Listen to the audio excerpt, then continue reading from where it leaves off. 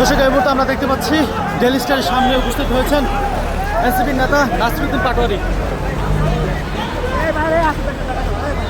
এই মুহূর্তে নাসিরউদ্দিন পাটোয়ারি কিন্তু ডেইলি স্টারের অফিসের ভিতরে প্রবেশ করছেন, আমরা দেখতে পাচ্ছি।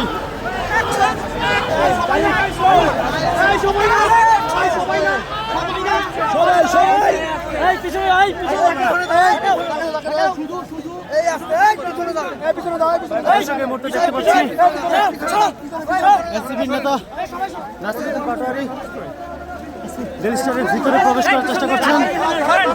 সেনাবাহিনী সামনে অবস্থান করে আছেন।